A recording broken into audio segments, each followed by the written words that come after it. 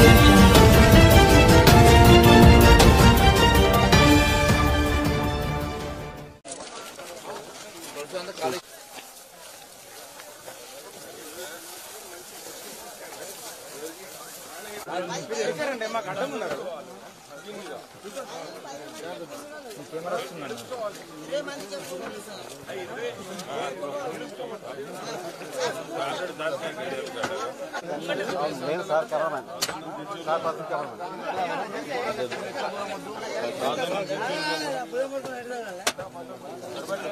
jungle.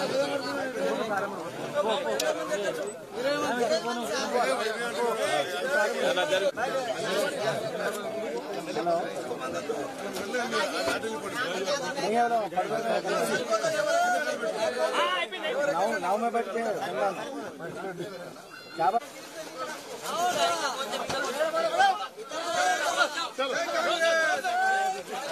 उत्तमना उत्तमना अन्ना उत्तमना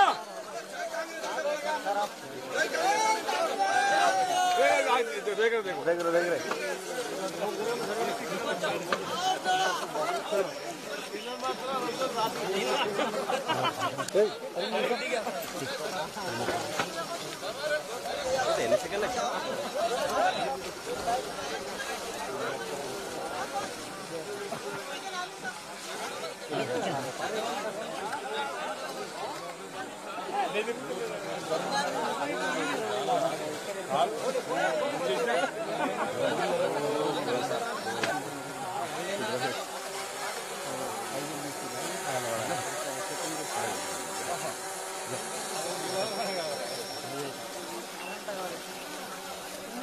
रहे बस जाके आके ले लिए तक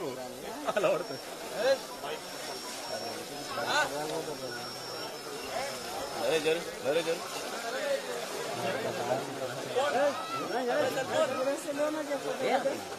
अब तुम हाई से ना उसके अंदर तुम है तो ले सकते हैं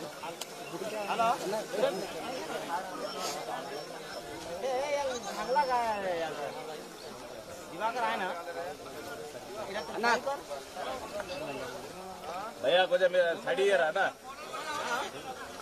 अन्ना मेरी साइड ईयर नंबर आने बांडू धोर या पेट्रोल मंगा लो हाँ ठीक है बांडू धोर ऐसे बांडे दोगी यार पेट्रोल टाका अरे हेल्थ बेच रहा था बांडा तो बेच रहा था ना अजय पेट्रोल टाकाने का अच्छा मजा करा था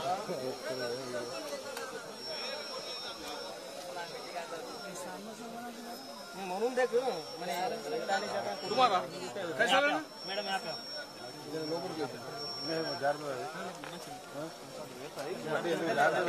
तुमरेटी आली डोंग्यार बसून तुमरेटी आली का डोंग्यार बसून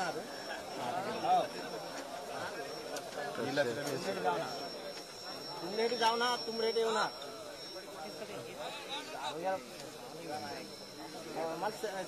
नंबर का लागत नाही का हे सुद्धा तू बहिण्या जमा धरून आहे आता भेटवा ना का बहिणा फोन नंबर नाही म्हणले काम कर भांडे हात बंड्याला आम्ही पेट्रोल टाकवतो अच्छा दूर तक जा रहे हो बंडेपूर तो होगा ना का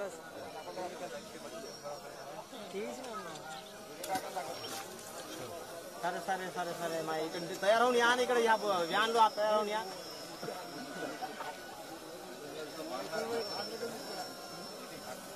नाही काय ते व्यान लो हात आहे बा यानं का जरा भुत्र मारतो आणि फोन लावायचं कोणाकडे गेलं काय झालं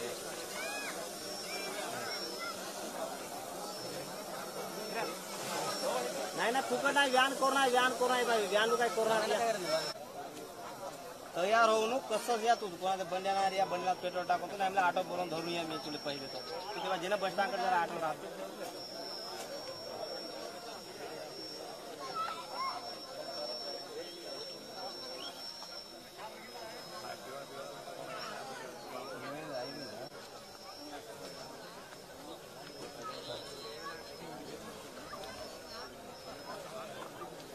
तीन आटे देतात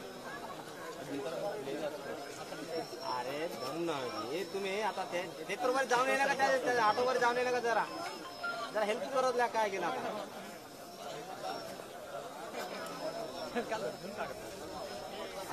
अण्णा अण्णा ही पटतो आता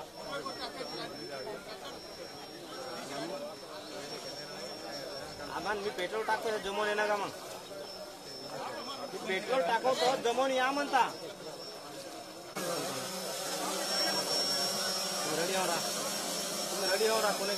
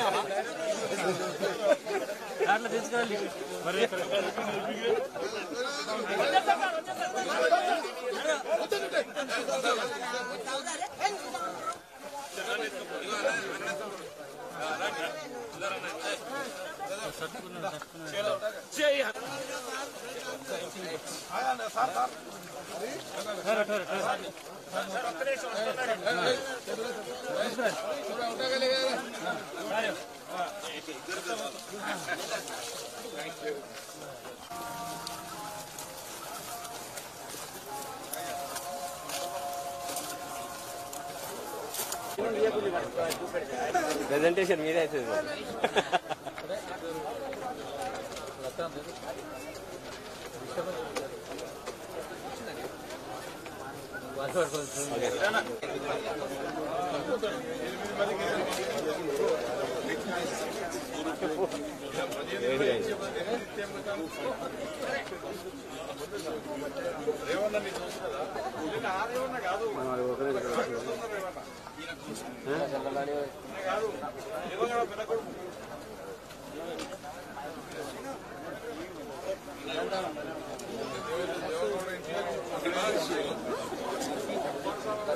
బ్యాగ్లు ఉన్నాయా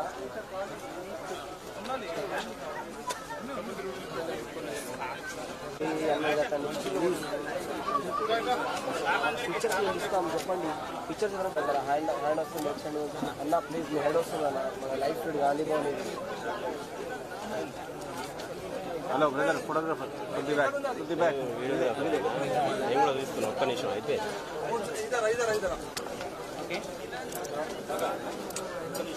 ఓకేనా వినయ్ ఓకే ఆగబ్బా అటు పోతే జరగకుండా అట్లే ఉంది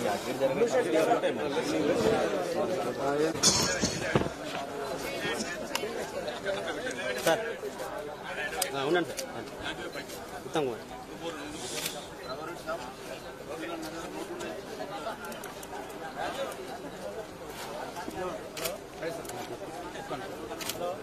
కాంగ్రెస్ పార్టీ సహచరులకి మీడియా మిత్రులకు నమస్కారం. అదేవిధంగా స్థానిక నాయకులందరూ కూడా నమస్కారం.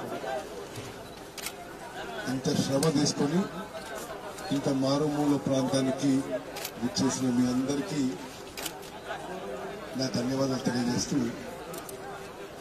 నేను మాట్లాడే ముందు ఒక విషయం మీ అందరికీ మనం చేస్తాను.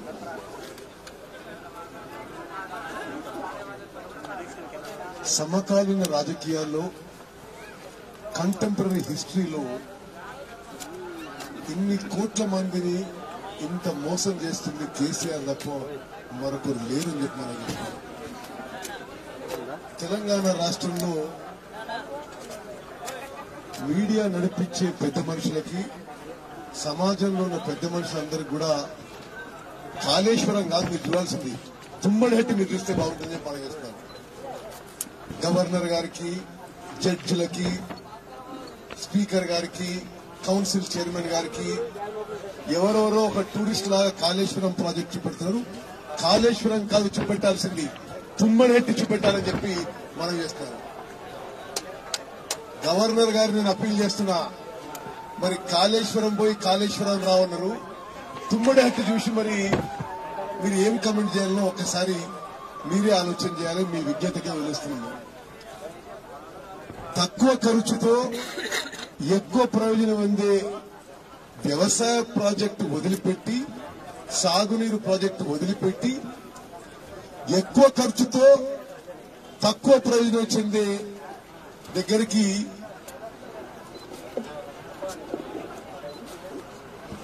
ఈ యొక్క ప్రాజెక్ట్ సైట్ షిఫ్ట్ చేయడం వెనుక మతలబేందో రామోజీరావు గారు, రాధాకృష్ణ గారు, చౌదరి గారు దయచేసి ఆలోచన చేయండి. మీ మీడియాలో ఇంత పెద్ద ఎత్తున దగా మోసం జరుగుతుంటే, ఇన్ని కోట్ల మంది అమాయక ప్రజల వేల కోట్ల రూపాయలు వృధా అవుతుంటే మనం అందరం నిశ్శబ్దం వహిస్తే చరిత్ర అయినడు మనకు క్షమించదు. ఒకటే విషయాన్ని మనం చేస్తున్నారు, మేము ఎప్పుడు ప్రాజెక్టుల మీద మాట్లాడినా కేసీఆర్ గారు, ఆయన అల్లుడు, కొడుకు, బిడ్డ వగైరా వగైరా వాళ్ళందరూ కలిసి మా మీద పడి కాంగ్రెస్ వాళ్ళు ప్రాజెక్టులు వ్యతిరేకం అన్నట్టు, వాళ్లే దేశభక్తులైనట్టు, అసలు ఈ తెలంగాణ ఉద్ధరించే మునగాలు వాళ్ళైనట్టే మాట్లాడతారు.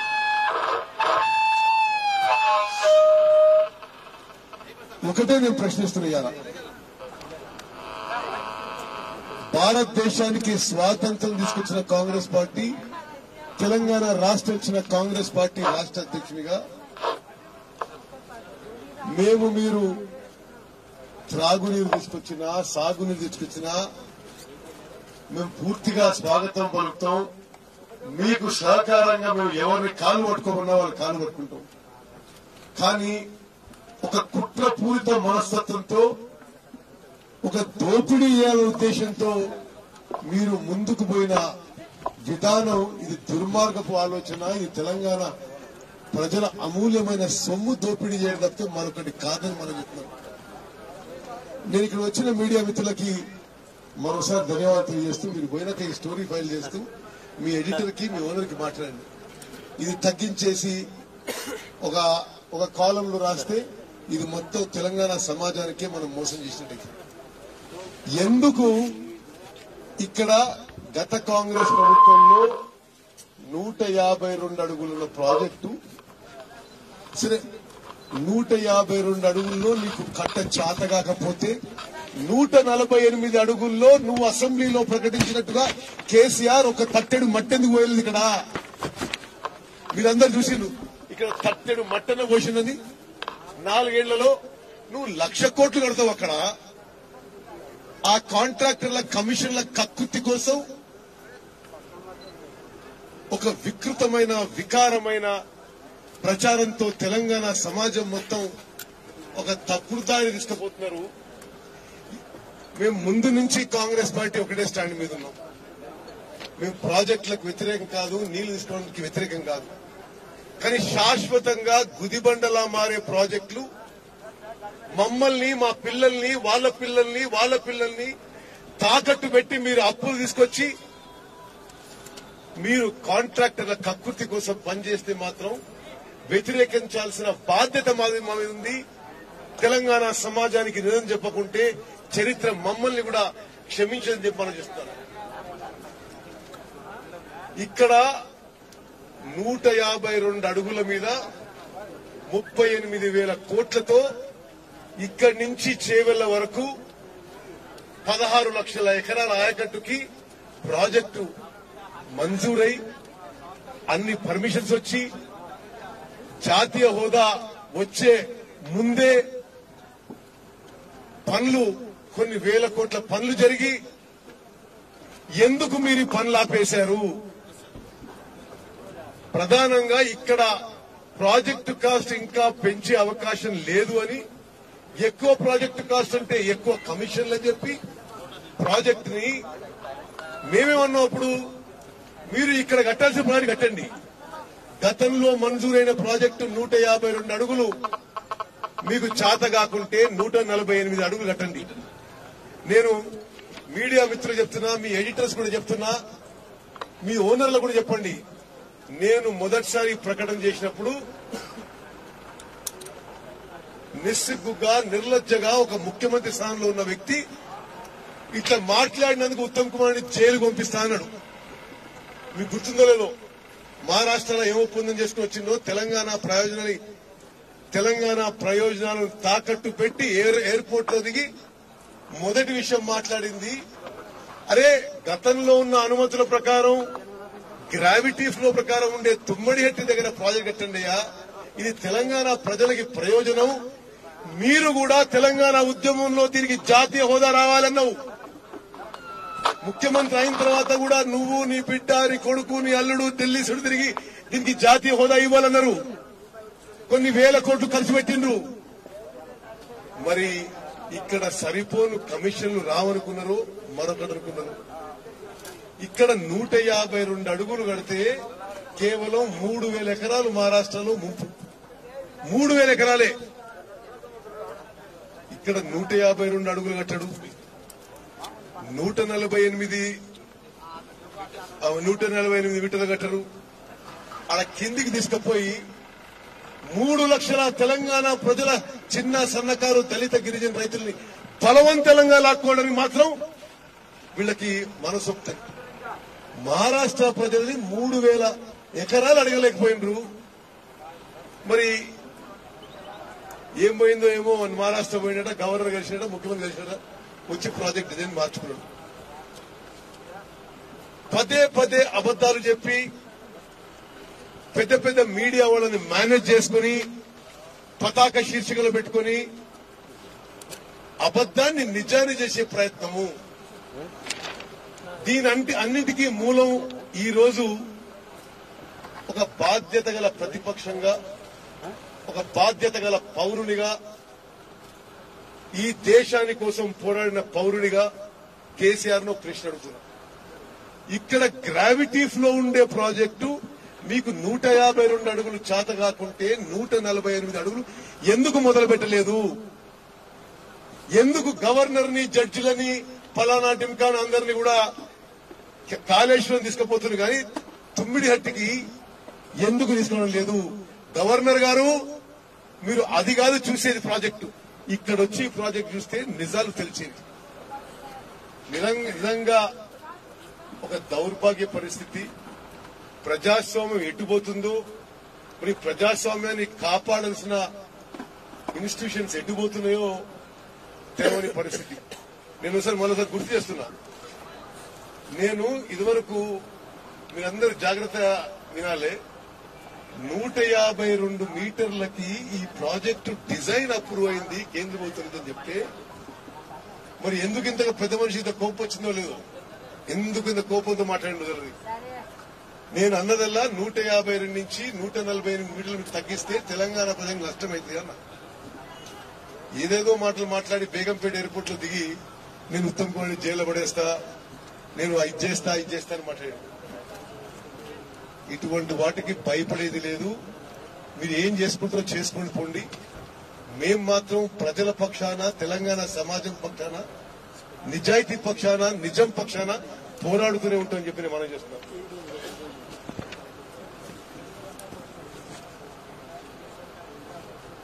మిత్రులారా, ఇప్పుడు చెప్తున్నారు, ఆదిలాబాద్ జిల్లాలో మొదలుపెట్టిన ప్రాణహిత చేవెళ్ల ప్రాజెక్టు మీరు ఎందుకు శాసనసభలో కూడా హామీ ఇచ్చిండు మీకు చెప్తున్నా. ఏది, ఇక్కడ 148 వరకు కట్టేస్తాం, సరే ఎక్కువ నీళ్లు ఉంటాయి కాబట్టి మేడిగడ్డలో 100 మీటర్లు కడతాం అని ఇచ్చిండు. మేము ఆ రోజు ఈ రోజు అంటున్న వాదన ఒకటే, ఇక్కడ పూర్తి స్థాయిలో మీరు ప్రాజెక్టు కట్టి గ్రావిటీ ఫ్లోగా నీళ్లు ఉపయోగించుకుని మీకు అదనపు నీళ్లు కావాలంటే అక్కడ కట్టుకుంటే ఎవరికి సందేహాలు రాకపోయేవి, ఎవరికి అనుమానాలు రాకపోయాయి. తెలంగాణ సమాజానికి, తెలంగాణ రైతాంగానికి మేలు జరిగేది. ఇక్కడనేమో మీరు చూస్తున్నారు తట్టెడు మట్టి కూడా ఎత్తలేదు. ఇక్కడ గ్రావిటీ ఫ్లో ఉన్న చోట తట్టెడు మట్టి కూడా ఎత్తలేదు. అక్కడనేమో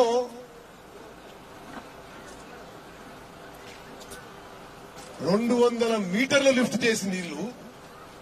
ఒకసారి ఆలోచించండి. మేమేమి నీళ్లు తీసుకోవడానికి వ్యతిరేకించడం లేదు. 200 మీటర్లు ఎత్తి 250 కిలోమీటర్లు తీసుకుపోయి సంవత్సరానికి ఒక పంటకి నీళ్లు ఇస్తారట. దానికి ఓహో ఆహో అని చెప్పుకొని వాళ్ళే సంఖ్యలు గుర్తుకొని సపోర్ట్ కొట్టుకుంటారు. కొన్ని మీడియా సంస్థలు పొగుడుతున్నాయి. మేము దానికి కూడా వ్యతిరేకించడం లేదు. మేము ముందు ఈ ప్రాజెక్టు కట్టి మీకు అదనంగా కావాల్సిన నీళ్లు అక్కడ కట్టుకుంటే బాగుంటుంది అంటున్నాం. మీరు ప్రాజెక్టుల పేరిట చేసే దోపిడీ, కాంట్రాక్టర్ల కమిషన్ల కక్కుర్తి మీరు పడుతున్నది వ్యతిరేకిస్తున్నాం. మీరు చిన్న సన్నకారు రైతులు, దళిత గిరిజనుల భూములని బలవంతం లాక్కున్నది మేము వ్యతిరేకిస్తున్నాం. ఈ రోజు అంటున్నాం మేము తీసుకున్న స్టాండ్ కరెక్ట్. కేసీఆర్ తీసుకున్న స్టాండ్ ఎవడు అడుగుతలేడు. మీడియా సరెండర్ అయిపోయింది. ఇతర ప్రజాస్వామ్య వ్యవస్థ సరెండర్ అయిపోయినాయి. శాసనసభ, శాసన మండలి నుంచి అందరు ఎడగొట్టేస్తున్నా, నా ఇష్టం చేస్తుంటే చరిత్ర ఈ రోజు కేసీఆర్ చేసే తప్పిదాలని ఎన్నడూ క్షమించదని చెప్పి మనం చేస్తాం. గ్రావిటీ ఫ్లో వదిలిపెట్టి లిఫ్ట్ల ద్వారా 100 మీటర్లు లిఫ్ట్ చేసి 100 కిలోమీటర్లు నీళ్లు తీసుకుపోయి సంవత్సరానికి ఒక పంట నీళ్లు ఇవ్వడం కంటే గ్రావిటీ ఫ్లో ఇవ్వడం బెటరా కాదా? ఎడిటర్లకి, మీడియా యజమానులకి నేను బహిరంగంగా విజ్ఞప్తి చేస్తున్నా, చేతులెత్తిన అవసరం విజ్ఞప్తి చేస్తున్నా.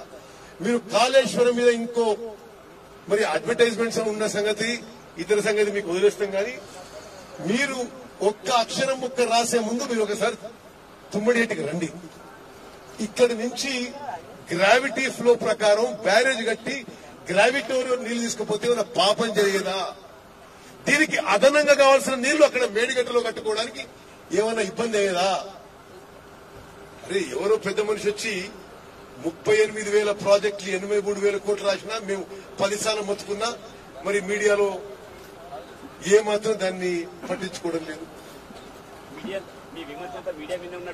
ఎస్, బికాస్ గతంలో కూడా మేము ఈ విషయాన్ని 3 ఏళ్ల క్రితం పిక్చర్ ద్వారా చూపించినాం.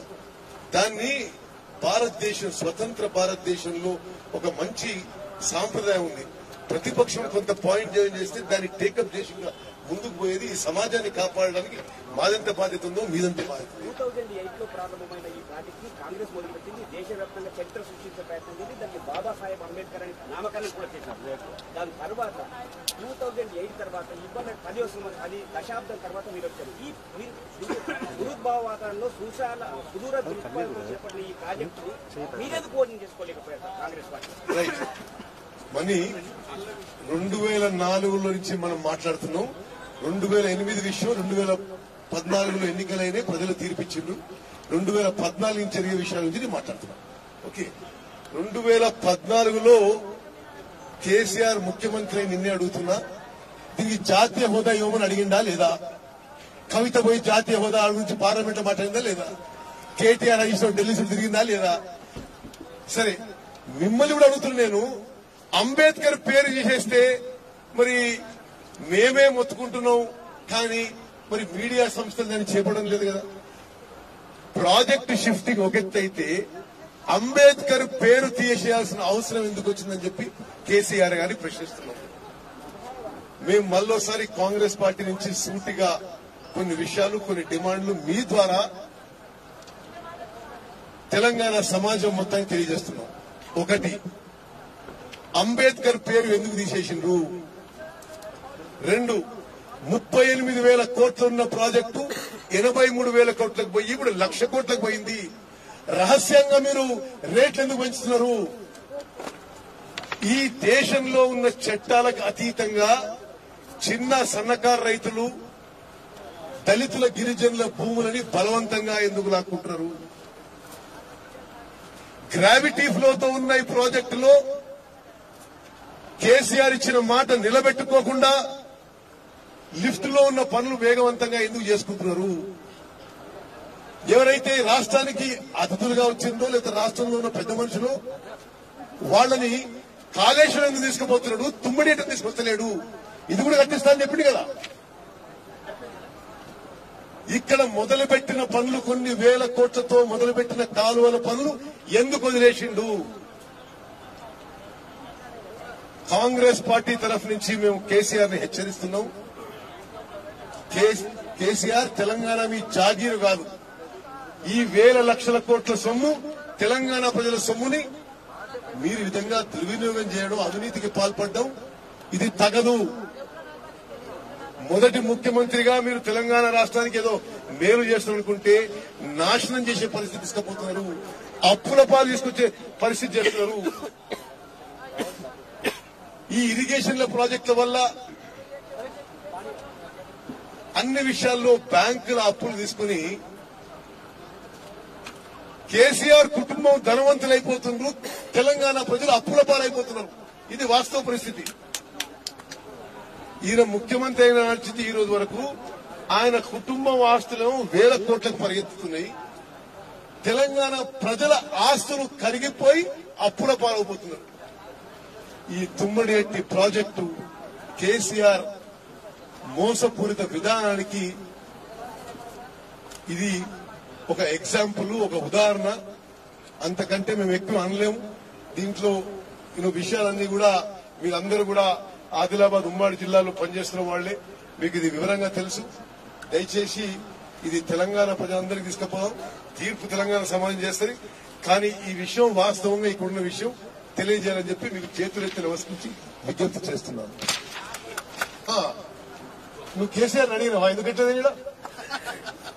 అడిగినావా? ఈడ ఎమ్మెల్యేలు అడిగినావా? ఈడ మంత్రులు అడిగినావా? నేనేమంటారంటే చూడండి, ప్రతిపక్షంగా మా బాధ్యత చేస్తున్నాం, మీ బాధ్యత కూడా చేయండి. మీరు మేము కలిసి ఈ రాష్ట్రాన్ని కాపాడుకోవాలి, ఈ ప్రజల్ని కాపాడుకోవాలి, ఈ సమాజాన్ని కాపాడుకోవాలి. అదే దోపిడీ చేస్తున్న వాళ్ళు మీరు అడగరా? మేము రక్షణ చేయడానికి వస్తే మమ్మల్ని అడిగితే ఎట్లా? తెలంగాణ ప్రజలు కాంగ్రెస్ ని ఓన్ చేసుకునే ప్రయత్నంలో భాగంగా 2014లో టీఆర్ఎస్ అధికారంలోకి వచ్చిన తర్వాత ప్రాజెక్టులు అభివృద్ధి జరుగుతున్నాయని మీరు నియంత్రించే ప్రయత్నం ఎందుకు చేయకపోయారు? ప్రతిరోజు చేస్తూనే ఉన్నాం. మనీ సరే మనీ ఆర్గ్యుమెంట్ మీరు మనీ అరే మిస్టర్ మనీ హైకోర్టులో నేను 10 కేసులు వేసిన అంటే ఇప్పుడు మీడియా ముందు జ్యుడిషియరీ కూడా అనలేం కాబట్టి చూసుకుంటున్నా. ఓకే, మరి మీ పేపర్ టీవీ ఛానల్ రమ్మని చెప్పండి. హైకోర్టులో వేసిన కేసులు నేను వివరిస్తాను. ఓకే, మేము ఏం చేయాలో మా ప్రయత్నం చేస్తున్నాం. మీరందరూ కూడా చైతన్యవంతులు. మీరు మమ్మల్ని అడగొద్దు. మీరు పవర్ లో ఉండి ఎంజాయ్ చేస్తూ దోపుకున్న వాళ్ళని అడగాలి, కానీ మమ్మల్ని అడిగితే ఎట్లా? అంటే వాళ్ళు అందరూ మన మిత్రులు. సరే, మీరు ఈ విషయానికి సంబంధించి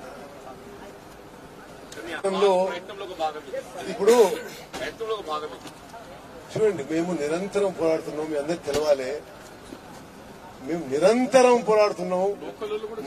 మాకున్న ఇన్ఫర్మేషన్, మాకున్న శక్తి కొద్దీ మేము పోరాటం చేస్తున్నాం. రీడిజైనింగ్ విషయం ఏంటంటే, ఎవడన్నా మహారాష్ట్రలో ముంపు సేవ్ చేయడానికి, అది 3 ఎకరాలు సేవ్ చేయడానికి రాష్ట్రం మీద లక్షల ఎకరాలు ముస్తారండి.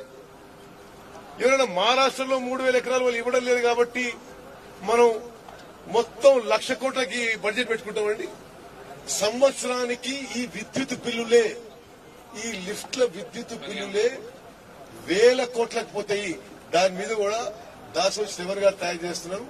మేము అంకెలతో సహా మరో వారం 10 రోజుల్లో హైదరాబాద్ లో కూడా ఎంత భారం కాబోతుంది కాళేశ్వరం ప్రాజెక్టు విజావి తుమ్మడిహెట్టి ప్రాజెక్ట్ అంటే క్యాపిటల్ కాస్ట్ లో గానీ రికరింగ్ కాస్ట్ లో గానీ మరోమారు ప్రజల ముందు రాబోతుంది. రేపు ఎట్లయితే కాళేశ్వరం ప్రాజెక్టు ఎవడొచ్చిపోయినా మీరు బ్యానర్ హెడ్లైన్స్ రాస్తారో మాకు కూడా బ్యానర్ హెడ్లైన్స్ ఇవ్వాలని చెప్పి విజ్ఞప్తి చేస్తూ ముగించుకుంటున్నారు. Thank you.